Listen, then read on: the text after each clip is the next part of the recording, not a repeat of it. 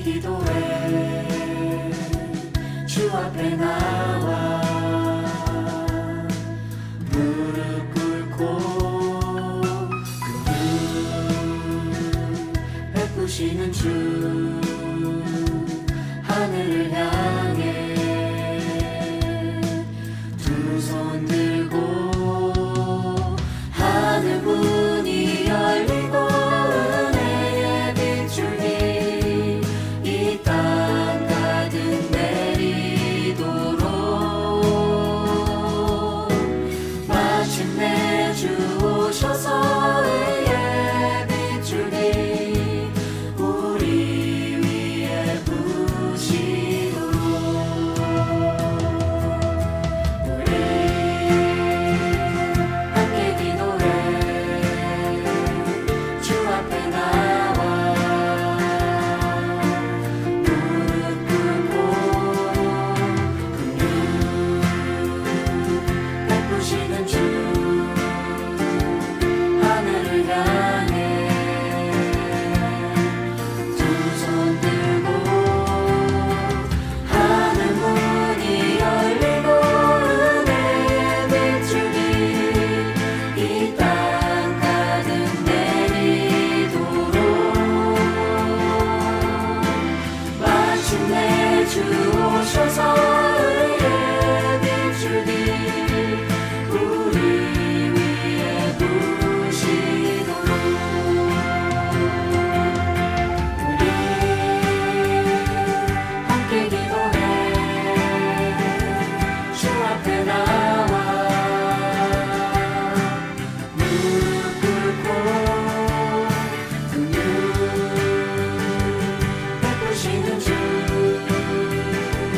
하늘을 향해 두 손 들고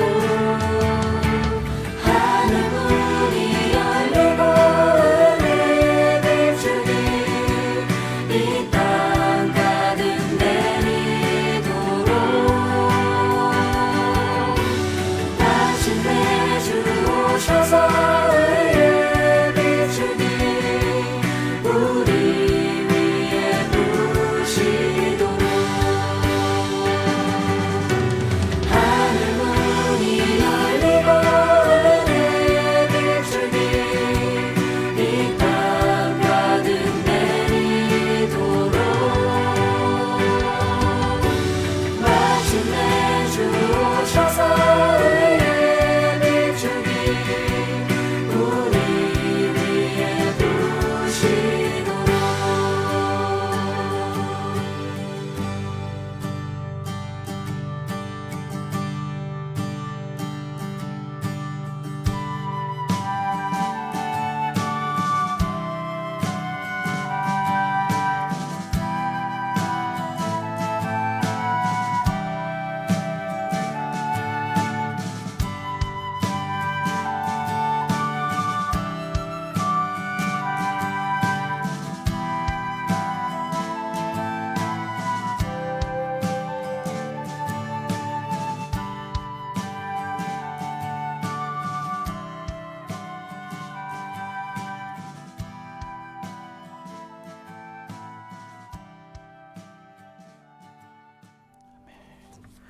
너희는 이전 일을 기억하지 말며 옛날 일을 생각하지 말라.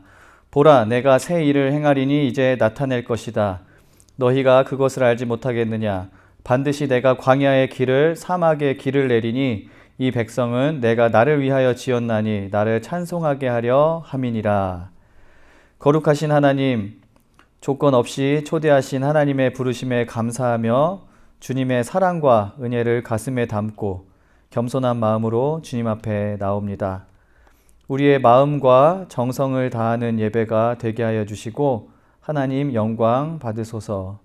그리고 이 자리에 모인 우리와 이 시간 또 다른 곳에서 여러 곳에서 예배하는 주님의 제자들과 함께 하사 연약한 자를 강건케 하시고 고단한 자에게 새 힘을 주시며 상처난 마음을 자비의 손길로 만져 주옵소서.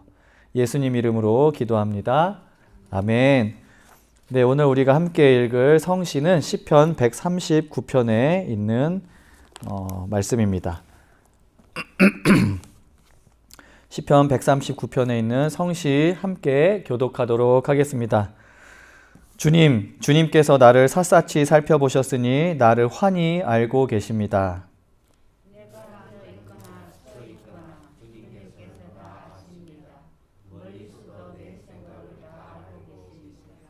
내가 길을 가거나 누워 있거나 주님께서는 다 살피고 계시니 내 모든 행실을 다 알고 계십니다.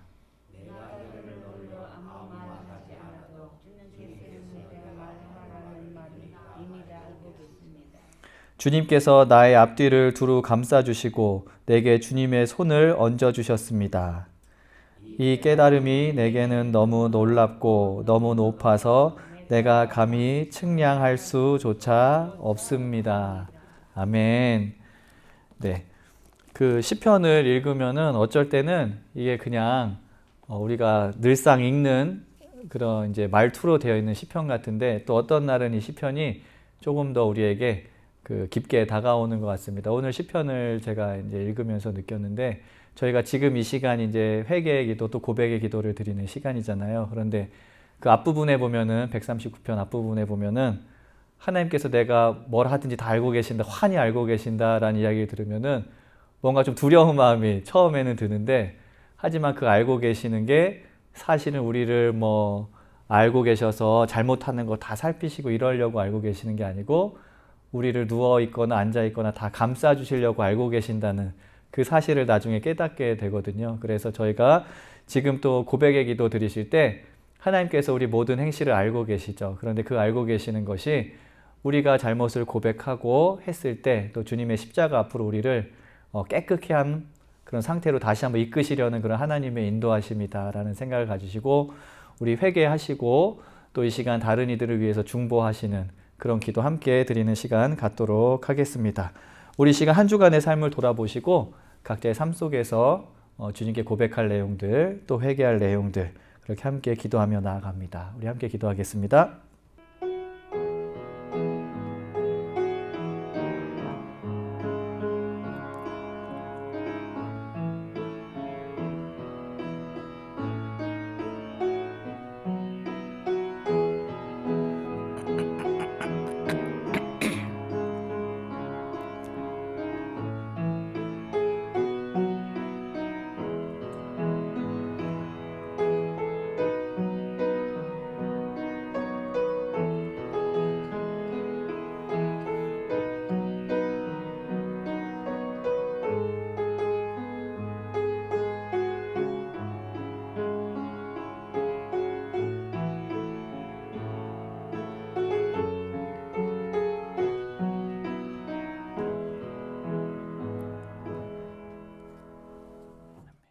함께 기도합니다. 주님께서 우리에게 베푸신 좋은 것들에 감사하지 못하고 그것들을 누리지 못했습니다. 당신의 자비로 우리를 용서하소서. 타인의 결핍에는 무감각했지만 우리의 필요에는 지나치게 민감했습니다. 당신의 자비로 우리를 용서하소서. 세속적인 삶에 사로잡혀 하나님의 주권과 능력을 신뢰하지 않았습니다. 당신의 자비로 우리를 용서하소서. 주님의 뜻에 순종하지 않고 철저히 무시하기도 했습니다. 당신의 자비로 우리를 용서하소서. 불의한 일에는 침묵하고 험담과 불평에는 소리를 높였습니다. 당신의 자비로 우리를 용서하소서. 자비의 주님, 우리를 새롭게 하시고 용기를 주소서. 우리 안에 새로운 영을 창조하시고 당신의 정의를 우리 안에 불어넣어 주소서.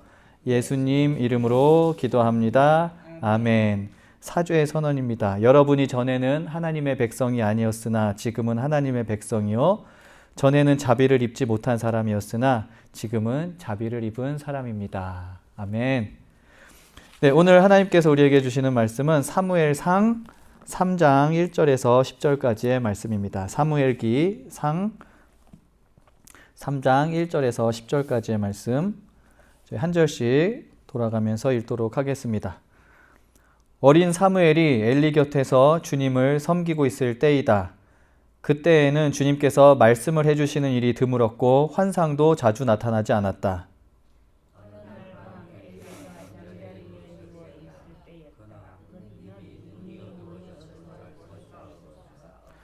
사무엘은 하나님의 궤가 있는 주님의 성전에서 잠자리에 누워 있었다.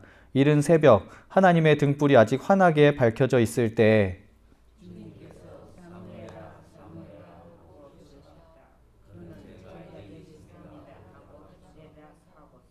곧 엘리에게 달려가서 부르셨습니까? 제가 여기 왔습니다. 하고 말하였다. 그러나 엘리는 나는 너를 부르지 않았다. 도로 가서 누워라. 하고 말하였다. 사무엘이 다시 가서 누웠다.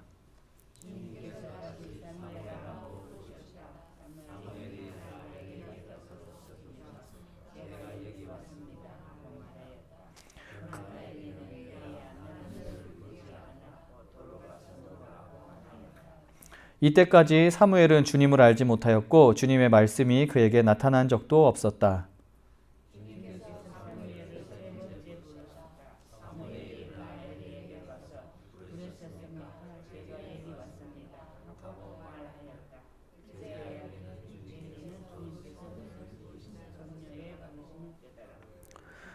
사무엘에게 일러주었다. 가서 누워 있거라. 누가 너를 부르거든 주님 말씀하십시오. 주님의 종이 듣고 있습니다. 하고 대답하여라. 사무엘이 자리로 돌아가서 누웠다.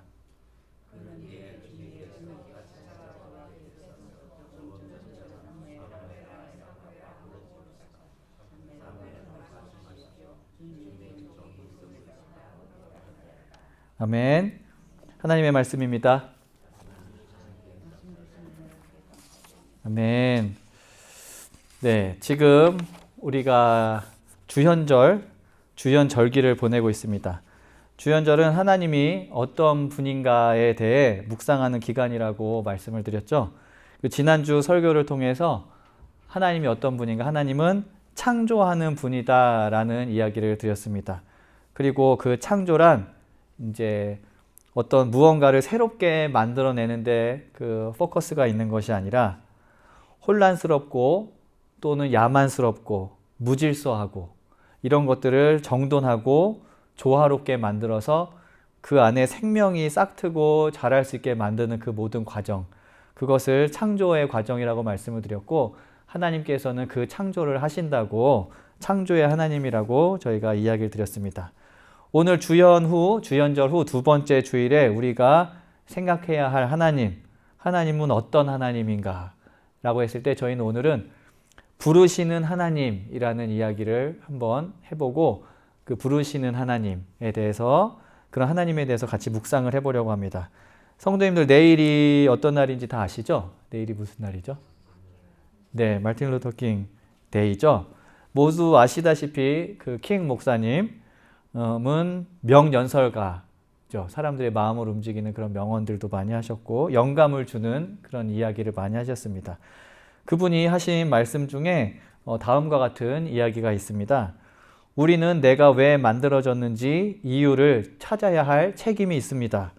내 인생의 과업, 나의 소명을 발견할 책임이 있습니다. 그걸 발견하고 나면 온 힘을 다해 내 모든 능력을 쏟아부어 그 일을 해야 합니다. 이런 말씀을 하셨죠. 그런데 사람들은 이 말씀을 인생의 소명을 발견하라라는 제목으로 보통 인용을 하곤 합니다. 이 인용문에 쓰인 노란 글씨로 되어 있는 소명이라는 단어가 있습니다. 소명, 한자어죠. 소명이라는 단어는 저기 한자가 있는데요. 부를 소자에 명령할 명자를 써서 누군가를 이제 불러서 어떤 명령을 한다라는 뜻이죠. 보통 왕이 신하를 불러서 어떤 일을 이제 명하듯이 특정한 사명을 위해 부르고 또 불려졌다는 그런 뜻입니다. 소명이라는 단어가. 그리고 이 소명이라는 말은 영어로는 번역을 할 때 calling, 말 그대로 부르심을 받았다라는 뜻으로 번역을 하기도 하고요. 또 소명이라는 단어, 이제 영어 단어 중에 vocation이라는 단어가 있습니다. 이 vocation, 우리가 뭐 평생 직장 할 때 그런 직장이라는 단어로도 쓰이지만 이제 기독교적인 문화에서는 소명이라는 단어로 많이 쓰이는데요. 이 vocation도 그 어원이 vocatio라는 그 라틴어, 이제 원래는 보카르라는 이제 그 원래 라틴어에서 vocatio라는 그 단어로 변형이 돼서 vocation이 되었는데, 이 vocatio라는 라틴어도 역시 부른다. 그리고 그 더 어원이 되는 단어는 voice, 목소리라는 그런 뜻을 담고 있습니다.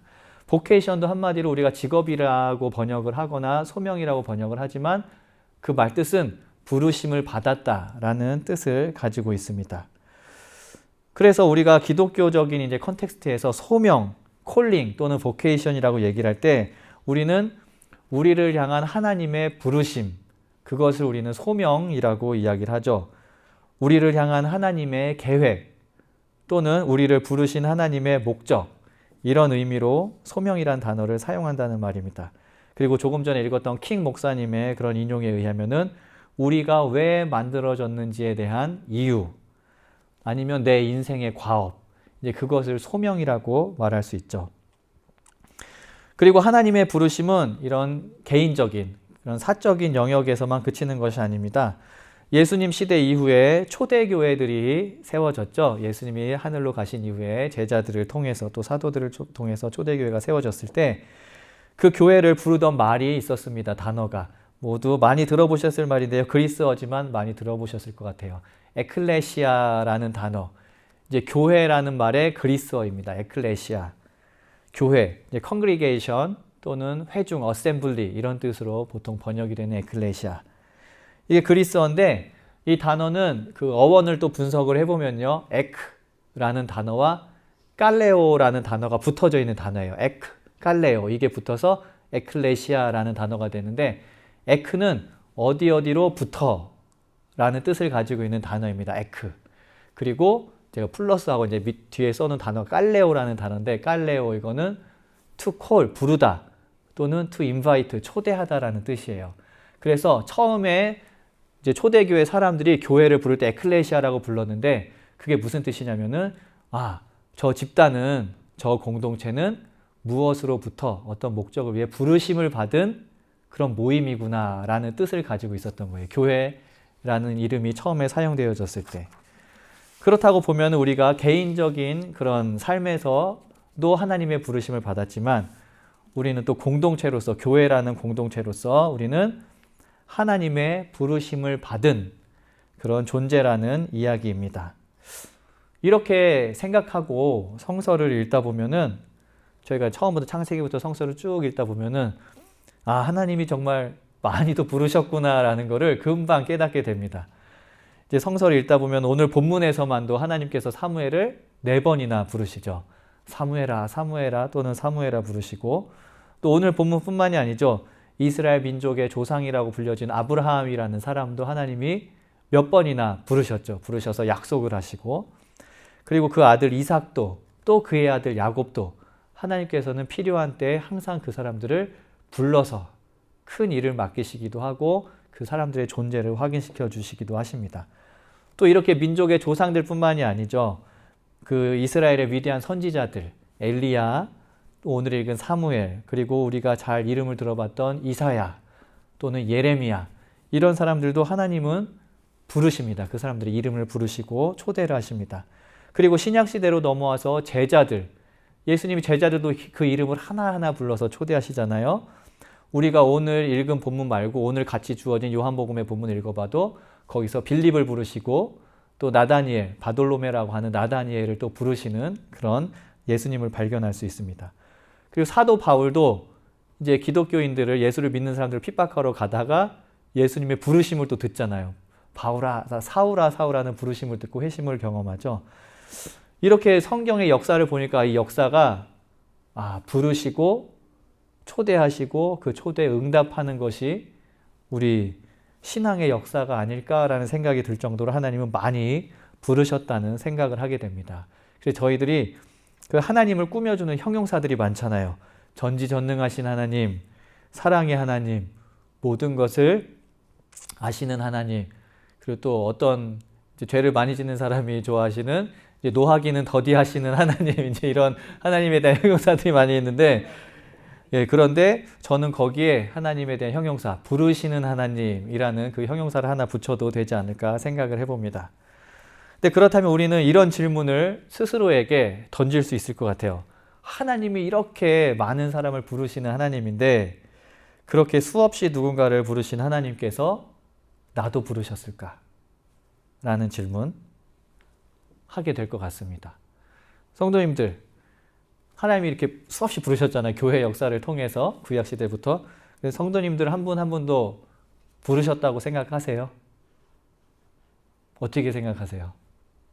네, 우리 배영수 성도님 끄덕끄덕 하시면 부르셨다고 예스 하셨죠. 우리 성도님들 마스크를 써서 제가 그 입모양을 보지 못하지만 아마 대부분 성도님들이 당연히 예스라고 대답을 하실 것 같습니다. 그게 맞습니다. 하나님께서는 우리 모두를 똑같이 아브라함처럼 이사야처럼 사무엘처럼 부르셨습니다.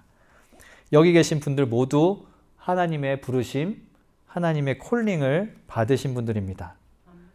네. 그런데 이게 약간 그 재밌는 게 제가 누구누구 성도님한테 가서 예를 들어서 뭐 노창열 성도님 하나님께 콜링 받으셨어요. 이렇게 얘기하시면은 마음이 어떠실 것 같아요? 왠지 좀 부담을 느끼실 것 같아요. 아니면은 제가 그 방 집사님한테 가고 집사님 그 민건이가 하나님의 콜링을 받았어요. 라고 얘기하면은 기분이 좀 어떠세요? 집사님? 좋으시죠? 네. 좋으신 아주 명쾌한 그 대답을 말씀하셨는데 근데 많은 분들이 약간 또 부담을 느끼시더라고요. 콜링 받았다고 이야기를 하면은.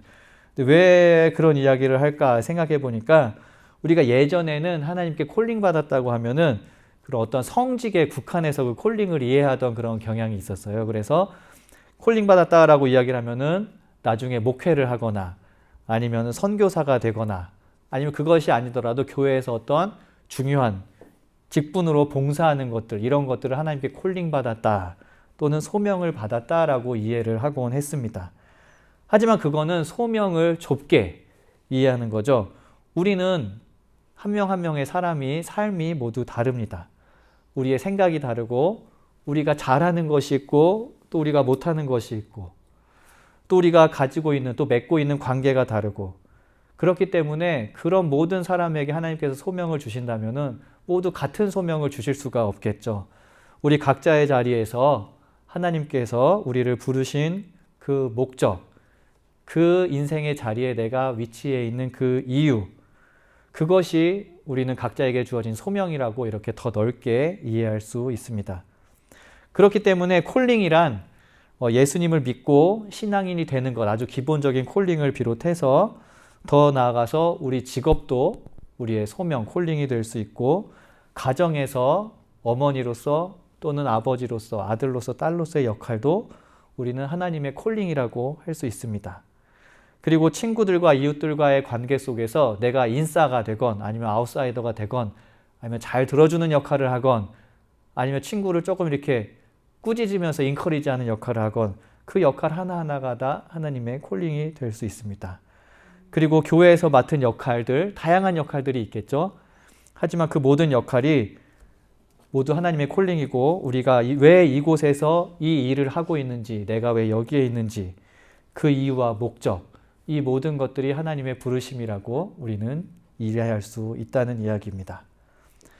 그리고 소명의식, 이제 부르심을 받았다라는 그 의식을 하고 살아가는 그 소명의식이라는 것은 그렇다면은 내가 하는 일 또는 내가 하는 역할, 더 나아가서 이 땅에 나의 존재가 분명한 의미가 있다라고 느끼는 것, 그것이 바로 소명의식이고 그것을 느끼고 찾아가면서 살아가는 것이 소명을 받은 사람으로서의 삶이라고 그렇게 우리는 이야기할 수 있습니다. 그래서 제가 성도님들 콜링 받으셨죠라고 하는 것이 아니라 성도님들 살아가는 의미가 있으시죠? 라고 했을 때 네 라고 대답하신다면은 성도님들은 소명의식이 있는 삶을 살아가고 계시는 겁니다. 그런데 이렇게 내 삶의 자리에서 내가 하고 있는 일들 또는 내 존재의 의미를 긍정하는 것, 이게 소명의식을 가지고 사는 삶이라면은 여기에 작은 문제가 생길 수가 있어요. 뭐냐면요. 자기 자신만을 위한 삶을 사는 사람들이 있습니다.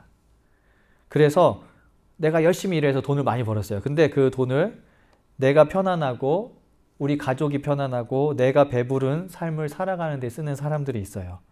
이기적인 사람들이 있다고 우리가 생각을 해봅니다. 근데 그 이기적인 삶을 사는 사람이 자기 삶을 돌아보고 아, 내 삶은 참 의미 있는 삶이야. 나는 참 잘 살아왔어. 내가 주어진 환경에서 열심히 일하고 열심히 돈을 벌어서 잘 쓰고 있어. 배부르게 편하게 살 수 있어 라고 생각하는 사람도 자기 삶의 의미가 있잖아요. 이 사람도 그렇다면 소명을 가지고 있는 사람이라고 말할 수 있을까? 어떤 의미에서는 그렇다고 할 수 있지만 저는 당연히 그렇지 않다고 생각을 합니다. 그렇다면 우리는 여기에서 소명에 관한 아주 중요한, 하나님의 소명에 관한 중요한 그런 포인트를 생각해 보아야 합니다. 하나님을 믿고 예수의 제자로 살아가는 우리가 찾는 소명은 내 자신의 삶에 대한 의미를 찾고 내 자신만의 만족을 찾는 것에서 내 자신만을 긍정하는 것을 넘어서야 합니다.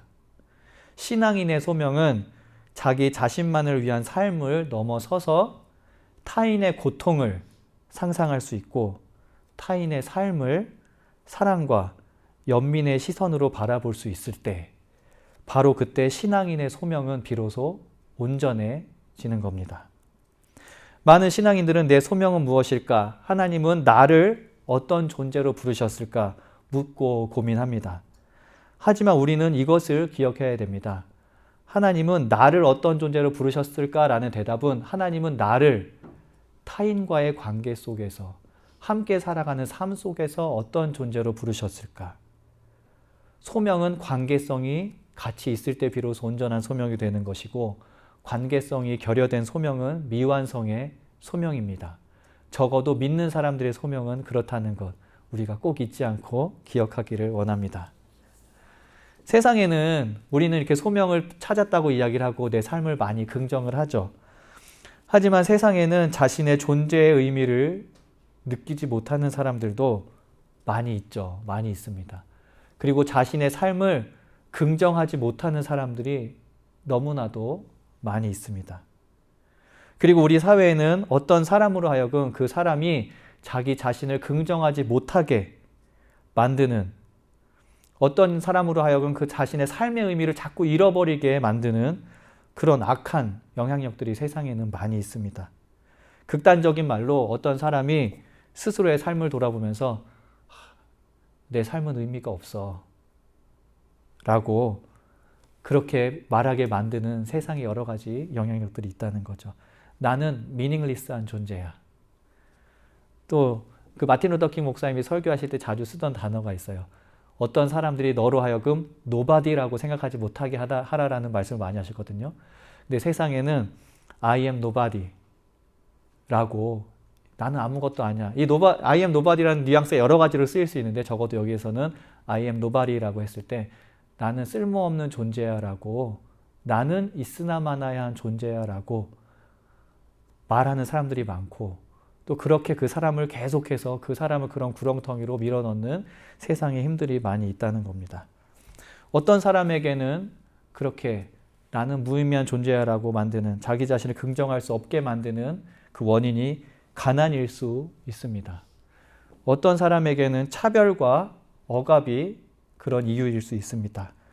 어떤 사람에게는 장애, 육체적인 장애가 그 사람이 자기의 삶을 긍정하지 못하게 만드는 이유일 수 있습니다. 어떤 이에게는 전쟁이 그 이유일 수 있습니다. 어떤 이에게는 무시, 그리고 진짜 육체적인 폭력이 그 이유일 수 있습니다. 또 어떤 이에게는 질병이 자기 삶을 긍정하지 못하게 만드는 이유일 수 있습니다. 어떤 사람에게는 언어가 미국에 사는데 영어를 못하는 사람이 있어요. 그 사람에게는 어쩌면 그 영어가 나는 무의미한 존재야 라고 만들게 하는 그 이유일 수도 있다는 거죠. 또 어떤 사람에게는 피부색이 그 이유일 수 있습니다. 또 어떤 사람에게는 자신의 가정 환경이 그 이유일 수 있습니다. 우리가 수많은 이유들을 얘기했지만 사실은 이 이유들이 멀리 있는 이유들이 아니죠. 다 내 주변에 누군가가 경험하면서 이 이유 때문에 하나님이 과연 나를 어떤 목적을 가지고 만드셨을까? 아닌 것 같아. 나는 내 삶을 긍정할 수 없어. 라고 만들 수 있겠죠. 또 학생들, 어떤 IQ, 숫자로 표현되는 그 IQ들이 또 그런 이유일 수 있고 암기 능력이 다른 사람보다 조금 떨어져서 단순히 그 능력만 가지고 나는 아니야, 무의미한 존재야 라고 이야기할 수 있고 한국 사회에서 뭐 학벌이나 아니면은 그 인맥 이런 것들이 그럴 수 있습니다. 그런데 예수의 제자로 적어도 소명의식을 가지고 부르심을 받은 사람들, 즉 믿는 이로 콜링을 받은 사람들, 우리들은 예수님의 섬김과 희생의 길, 섬김과 희생의 길이란 다름 아니라 다른 사람을 위한 삶을 이야기하죠. 이 삶에 동참해야 합니다. 부르심을 받은 사람들은 제가 말씀드렸듯이 타인의 고통을, 그 사람들을 노바디라고 만들 수밖에 없는 그 고통을 상상할 수 있는 사람이어야 합니다. 한 사람의 삶의 의미를 파괴하는 악하고 어두운 힘을 없애고 다른 이들을 돕고 응원하는 것, 이러한 것이 다른 이들을 섬기는 것이고 이것이 부르심을 받은 사람들의 진정한 소명이 되어야 합니다. 그리고 하나님은 오늘 본문을 통해서 지금이 이 때가, 이 시대가 바로 소명을 받은 사람들이 필요한 시대라는 것을 말씀을 하십니다. 오늘 본문 우리가 읽었죠. 사무엘이라는 인물이 나옵니다. 사무엘은 이스라엘의 빛과 같은 유명한 선지자였습니다. 큰 일을 많이 하신 분이었습니다. 근데 아직 그 사무엘이 어릴 때예요. 7절에 있는 것과 같이 잘 모를 때예요. 하나님에 대해서 잘 모를 때였습니다. 근데 본문에 의하면 이때, 이 시대가 하나님이 보시기에는 좋은 시대가 아니었다라고 그렇게 묘사를 합니다. 오늘 본문은 사무엘이 어린 시절에 그 하나님의 부르심을 받을 때의 상황을 묘사하는데, 하지만 이 시대상을 알려주는 몇 가지 키워드들이 등장을 합니다. 이제 1절을 우리가 읽으면 이렇게 나오죠. 제가 노란 글씨로 써놨는데, 그때는 하나님의 말씀을 해주시는 일이 드물었던 시대였습니다. 하나님이 말씀을 해주시는 일이 드물었던 시대. 그리고 환상이 자주 나타나지 않았던 시대였습니다. 여기에 희귀했다, 이제 드물었다라는 말이 나오죠. 영어로는 rare했다라는 말이에요. 진짜 rare했다. 그런데 그 말이 히브리어로는 이제 야카르라는 단어가 쓰이는데, 히브리어는 굳이 제가 안 써도 될 것 같아서 쓰지 않았는데, 아무튼 그 야카르라는 단어가 쓰이는데요. 이 야카르라는 단어는 rare하다, 말 그대로 드물다 라는 뜻도 있지만 또 한 가지로 precious, 귀하다라는 뜻이 있어요. 왜냐하면은 세상에 드문 거는 귀하잖아요. 그래서 하나님의 말씀이 드물었는데 그 말대로 하나님의 말씀이 드물어서 너무 귀한 시대였다는 거예요. 그 시대가, 사무엘이 있던 시대가. 그리고 환상이 자주 나타나지 않았다라고 쓰여 있는데, 이 여기서 말하는 환상은 어떤 우리의 어떤 판타지나 무슨 일루전, 이런 공허한 그런 환상이 아니죠. 여기서 말하는 환상은 하나님에 대한 그런 비전, 그리고 하나님의 그런 예언들을 환상이라고 이야기를 합니다. 그래서 하나님의 뜻과 예언, 그런 것들이 자주 나타나지 않았다는 거예요. 근데 자주 나타나지 않았다라고 할 때 쓰였던 또 단어, 오늘 자꾸 원어를 얘기를 많이 하는데, 그때 쓰인 히브리어가 파라츠라는 단어가 쓰이는데요. 그 파라츠라는 단어의 뜻은 나타나다라는 뜻이 아니고, 원래 원어는 breakthrough, 탁 나타나서 이제 파고들어서 뭔가 영향력을 끼치는 뜻, 또는 widespread, 널리 퍼졌다라는 뜻이거든요. 그래서 하나님의 뜻과 예언이 브레이크스루 하지도 못하고 와이드스프레드 하지도 못하는 시대였다라는 그런 이야기를 사무엘은 이야기하고 있는 겁니다. 오늘 본문이 전하는 바를 우리 시대의 이야기로 만약에 비교를 하자면은, 하나님의 영광과 능력이 나타나는 일이 아주 드문 시대였다. 진짜 신앙인을 찾기가 너무 레어해서 너무 힘든 시대였다. 그래서 누구도 신앙인과 기독교인과 교회에서 비전을 발견할 수가 없었다. 그래서 그들의 이야기, 믿는 이들의 이야기는 전혀 영향력이 없었다. 사람들의 삶을 브레이크스루하는 영향력이 전혀 없었다. 라는 이야기입니다. 다시 한번 말씀드릴까요? 하나님의 영광과 능력이 나타나는 일이 드물었다. 진짜 신앙인을 찾기가 너무 힘들었다. 그래서 누구도 신앙인과 교회에서 비전을 발견할 수가 없었다. 그래서 그들의 이야기는 영향력이 없었다. 너무 슬픈 이야기죠. 그런데 우리는 이 이야기에 어느 정도, 또 많은 부분 수긍할 수밖에 없는 것이 더 슬픈 것 같습니다.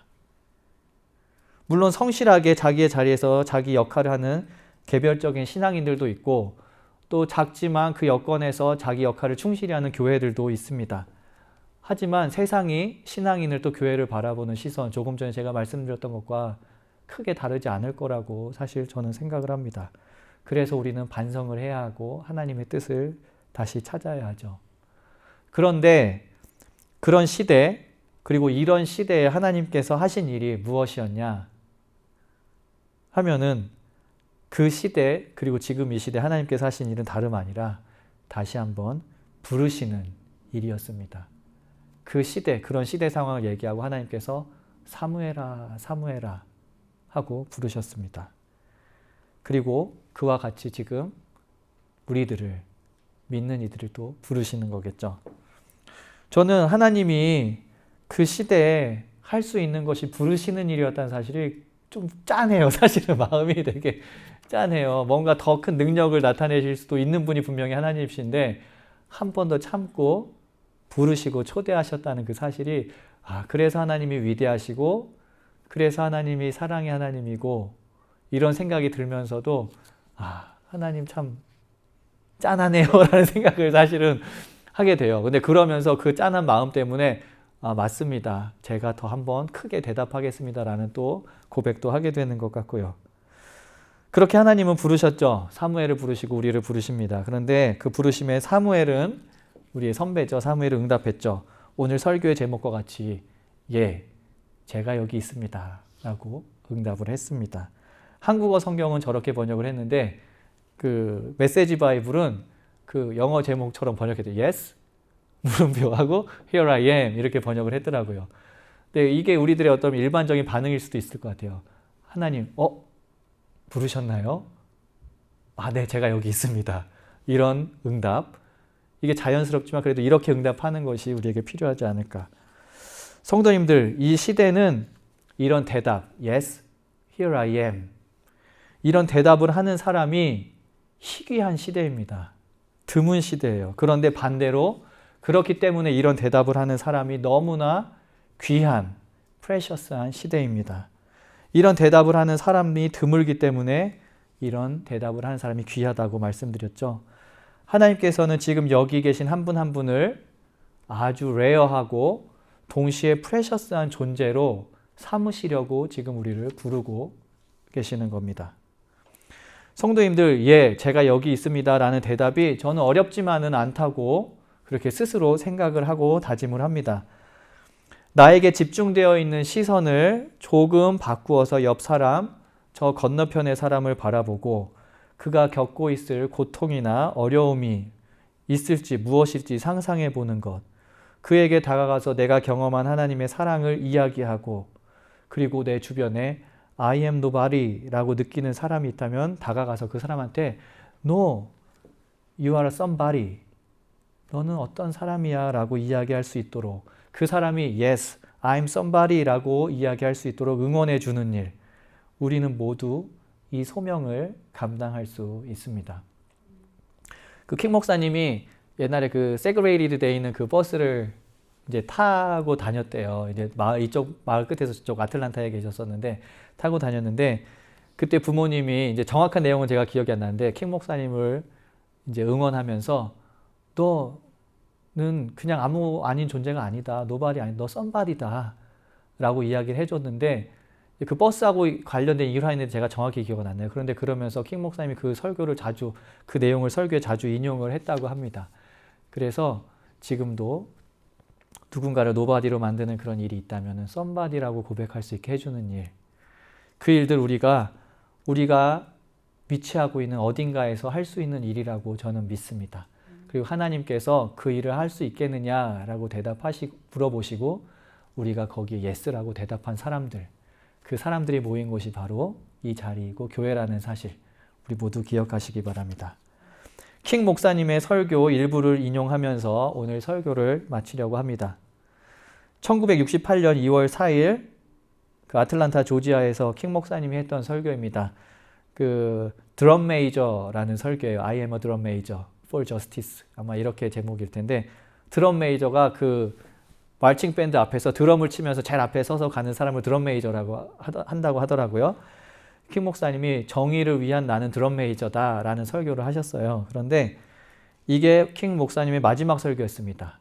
4월 4일에 암살당하셨죠. 멤피스에서 암살당하시고, 그리고 4월 6일에 그 장례식을 했는데, 그 장례식에서 이 설교에 녹음된 설교를 다시 한번 틀어주었다고 합니다. 근데 이 설교에 다음과 같은 부분이 나옵니다. 중요하고 대단한 사람이 되고자 한다면, 인정받고 훌륭한 사람이 되고자 한다면, 위대한 사람이 되고자 한다면 무엇보다도 이걸 깨달아야 합니다. 가장 위대한 이는 다른 이들을 섬기는 사람이라는 걸 말입니다. 이야말로 위대함의 새로운 기준입니다. 모든 사람은 위대해질 수 있습니다. 모든 사람은 섬길 수 있으니까요. 섬기는 데는 대학 학위가 필요 없습니다. 플라톤이나 아리스토텔레스에 관해 알 필요도 없습니다. 아인슈타인의 상대성 이론을 몰라도 섬길 수 있습니다. 연력학 제2법칙에 밝아야 섬길 수 있는 것도 아닙니다. 다만 필요한 것은 은혜로 충만한 마음, 사랑으로 움직이는 영혼입니다. 당신은, 우리 모두는 섬기는 사람이 될 수 있습니다. 함께 기도하겠습니다. 하나님, 오늘도 우리를 부르시는 하나님을 우리가 고백하고 그 하나님을 우리가 선포합니다. 타인의 고통을 공감하고 상상할 수 있는 우리, 은혜로 충만한 마음과 사랑으로 움직이는 영혼으로 다른 사람으로 섬길 수 있는 우리, 그렇게 부르시는 하나님의 부르심에 응답할 수 있는 우리가 될 수 있도록 인도하여 주소서.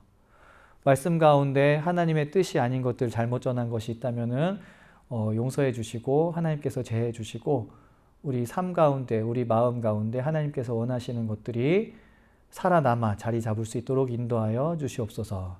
감사드리며 예수님 이름으로 기도합니다. 아멘. 네, 우리 감사한 마음으로 봉헌하며 찬송가 1장 일어나셔서 부르시면서 봉헌하도록 하겠습니다.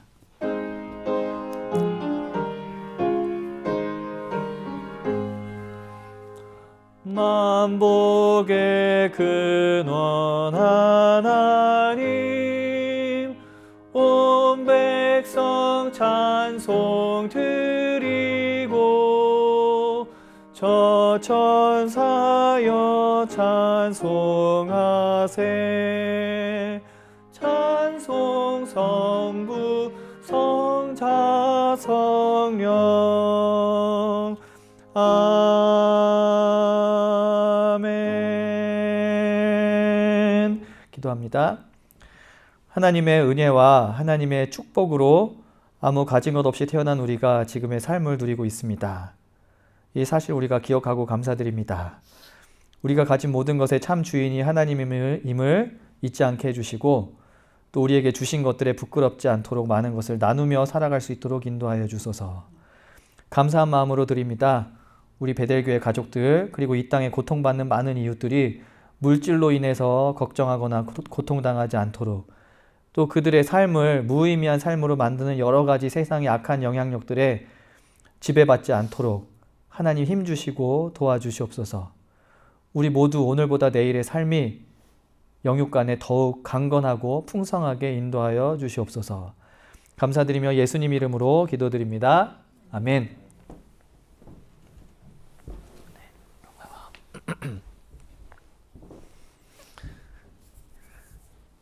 조금 전에 킹 목사님의 설교에서 우리는 누구나 이제 섬기는 사람이 될 수 있다고 이제 이야기를 했었죠. 그런데 성경을 읽어보면은 부르시는 사람들이 쭉 나온다고 제가 말씀을 드렸잖아요. 그런데 이제 영어로 굳이 이제 표현을 하자면은 expected ones가 있어요. expected, 부르실 때 expected one. 그러니까 뭔가 저 사람은 당연히 부르시겠지라고 이제 예측 가능한 사람들이 있는데, 하나님의 초이스는 항상 어떤 초이스냐 하면은 이제 어떤 커멘터리를 쓴 학자가 이런 얘기를 해요. unlikely choices라고 이야기를 해요. 하나님이 부르실 때는 unlikely choices를 부르신다는 거죠. 보면은 그래갖고 성서의 역사를 쭉 훑어보면은 그 부르심과 관련해서 성경의 역사는 항상 expected ones와 그 unlikely choices, 이 둘 사이에 그 다이나믹이 있었던 것 같아요. 근데 성도님들은 하나님이 부르신다고 했을 때 expected one이라고 생각하세요? 아니면 나는 unlikely choice라고 생각을 하세요? expected one, 그러면 안 돼. expected one이라고 하면 안 부르실 수도 있는데, 저희들 expected one도 맞지만 또 우리 스스로 만약에 우리가 unlikely choice라고 생각하시더라도 하나님께서 우리를 부르신다는 사실, 그리고 하나님은 항상 그런 사람들을 부르셨다는 사실 기억하시고, 오늘도 우리를 부르신다는 사실, 꼭 기억하시면 좋겠습니다. 그래서 저희가 창조의 하나님, 또 부르시는 하나님 했는데 God of Surprise, 또 놀라운 일을 하시는 하나님, 나도 부르셨다는 그런 놀라움을 경험하는 그런 하나님, 우리가 성찬을 통해서 또 조건 없이 우리를 또 부르시는 그런 하나님의 음성을 한번 발견할 수 있으면 좋겠습니다. 우리 성찬을 위해서 같이 기도하겠습니다. 구원과 평화의 하나님, 예수 그리스도의 십자가와 부활을 통하여 영원의 삶의 은총을 베풀어 주시고 거룩한 성찬을 통해 우리 영을 생명의 양식을 채워주시니 감사드립니다. 주님의 살과 피를 나눌 때 우리 가운데 함께하시며 우리의 심령을 정결케 하여 주시옵소서. 우리도 주님 앞에서 한 몸을 이루어 가난한 자에게는 복음을, 눈먼 자에게는 보게 함을, 들린 자에게는 자유를 전하는 제자로 살아가기를 원합니다. 주의 백성과 함께하여 주시옵소서. 아멘. 우리를 구원하신 예수님 이름으로 기도드립니다. 아멘.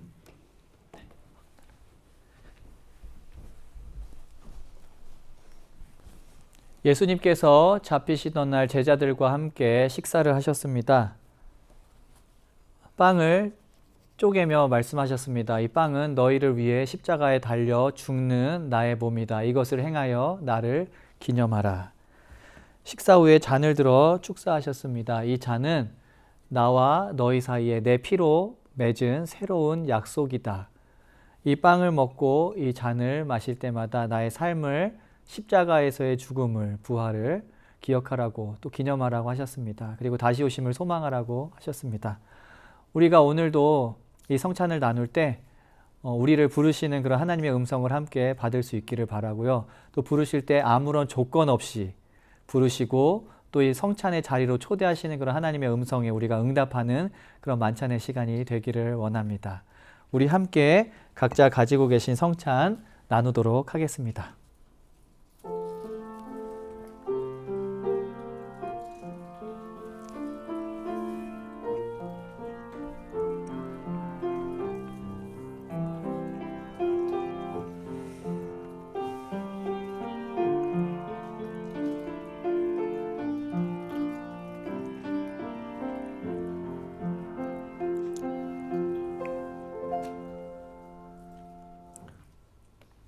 아멘. 함께 기도하겠습니다. 하나님, 오늘도 주님의 살과 피를 우리가 함께 나누었습니다. 우리가 어디에 있건 어떤 삶을 살아가건 주님 안에서 하나로 이어진 가족이라는 사실 잊지 않게 하여 주시고, 또 우리가 인류로서 하나가 되었다는 사실 잊지 않게 하시고 다른 사람을 위해서 섬기는 삶을 살아갈 수 있도록 우리에게 힘을 주시옵소서. 지금은 주님께서 가르쳐 주신 기도로 함께 기도하오니, 하늘에 계신 우리 아버지여, 이름이 거룩히 여김을 받으시오며 나라가 임하시오며 뜻이 하늘에서 이루어진 것 같이 땅에서도 이루어지이다. 오늘 우리에게 일용할 양식을 주시옵고 우리가 우리에게 죄 지은 자를 사하여 준 것 같이 우리의 죄를 사하여 주시옵고 우리를 시험에 들게 하지 마시옵고 다만 악에서 구하시옵소서. 나라와 권세와 영광이 아버지께 영원히 있사옵나이다. 아멘. 아멘. 우리 일어나셔서 축복하는 찬양, 평안을 너에게 주노라 1절 함께 찬양하도록 하겠습니다. 우리 마음을 담아서 서로 축복하길 원합니다.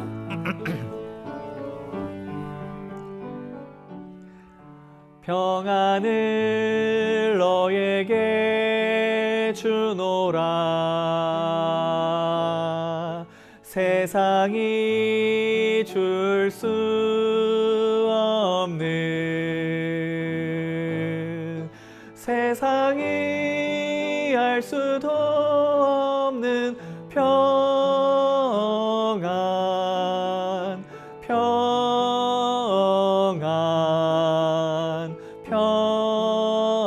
평안, 평안을 내게 주노라.